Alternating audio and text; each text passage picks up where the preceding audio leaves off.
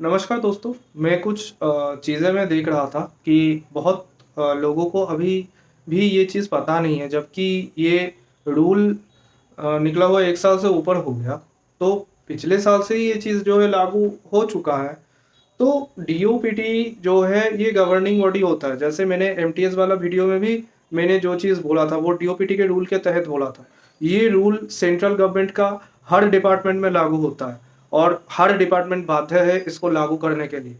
कुछ डिपार्टमेंट छोड़ के 99% डिपार्टमेंट्स इसको फॉलो करते हैं और डीओपीटी रूल के तहत हमारे छुट्टी से शुरू करके हमारा पेमेंट सैलरी से शुरू करके हर चीज़ जो है डीओपीटी रूल के तहत होता है और सीएसएस रूल के तहत होता है। सेंट्रल सेक्रेटरी सर्विस जो हमारा कैडर होता है उसका जो रूल्स होता है सर्विस रूल्स उसके तहत होता है।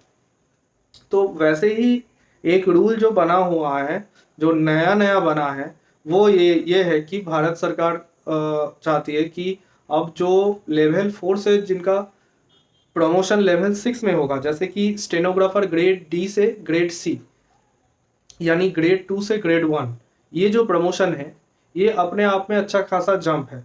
तो इस चीज़ के लिए इन्होंने प्रावधान ये दिया है कि 10 साल का मिनिमम जो सर्विस है, 10 इयर्स ऑफ रेगुलर सर्विस मतलब समझ रहे हैं?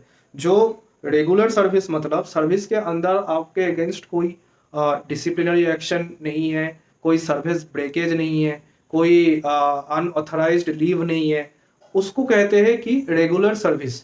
तो मिनिमम 10 साल का सर्विस लगाने के बाद you will be eligible for promotion, for consideration of promotion for grade C. Promotion के लिए एलिजिबल होना और प्रमोशन मिलना, ये दोनों में बहुत अंतर है, बहुत अलग चीज़ है। मुझे भी नहीं पता था जब मैंने अप्लाई किया था, लेकिन जैसे मैं नौकरी में आया, मैंने एस्टेब्लिशमेंट में काम किया, मैंने अकाउंट्स में काम किया, मैंने ट्रेनिंग में काम किया, तो मुझे हर चीज़ का एक्सपोजर मिलने लगा और मुझे ये समझ में आया कि क्या होता है प्रमोशन के लिए। उसमें काफ़ी प्रोसेसेस है, बहुत सारे प्रोसेस है। उसमें से एक अहम प्रोसेस है डीपीसी, डिपार्टमेंटल प्रमोशनल कमेटी। उसमें सीनियरिटी बेसिस में आपका नाम का लिस्ट बनेगा, जितने लोग आपसे पहले हैं, जितने लोग आपके बाद है, जितने लोग आपके साथ ज्वाइन किए हैं, उनके अंदर रैंक वाइज सीनियरिटी। अगर आपका रैंक ज़्यादा है आप सीनियरिटी में ऊपर रहोगे, आपका कम है तो आप नीचे रहोगे। ऐसे करके जिन दोनों का रैंक सेम है उनका डेट ऑफ बर्थ देख के सीनियरिटी डिसाइड होता है। जिनका ज़्यादा उम्र होगा उनका सीनियरिटी ज़्यादा होगा।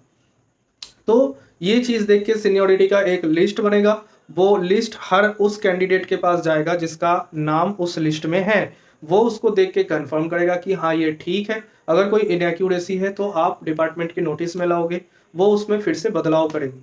तो ये होने के बाद एक डीपीसी बनेगा। डीपीसी में मेंबर्स होंगे, members of board of proceeding submit करेंगे। इतना कुछ होने के बाद जो पोस्ट है बची कुची, कुछ पोस्ट रहते हैं, जितने लोग रहते हैं प्रमोशन के लिए उतना पोस्ट तो होता नहीं है, कुछ ही पोस्ट होते हैं। तो उसी में उनका जो है चयन होता है, प्रमोशन होता है। तो अभी ये जो सिस्टम हो गया है लेवल 4 से लेवल 6 या लेवल 7 जो भी है, कुछ डिपार्टमेंट में लेवल 6 है ग्रेड सी, कुछ डिपार्टमेंट में लेवल 7 है। तो ये जो प्रमोशन है इसके लिए मिनिमम 10 साल आपको ग्रेड डी में नौकरी करनी पड़ेगी। ये रूल है, 90% डिपार्टमेंट में लागू हो चुका है और भविष्य में बाकी डिपार्टमेंट्स में भी लागू होगा। तो ये चीज़ें, ये कोई कहानी नहीं है, कोई फिक्शन नहीं है, ये रियलिटी है और ये रूल है, ऑलरेडी बन गया है, ऑलरेडी लागू हो चुका है काफ़ी सारे डिपार्टमेंट्स में। I hope it is clear. और इसके रिगार्डिंग फर्दर कोई क्लैरिफिकेशन चाहिए, कोई सवाल है, कमेंट सेक्शन में ज़रूर पूछिए। बाय।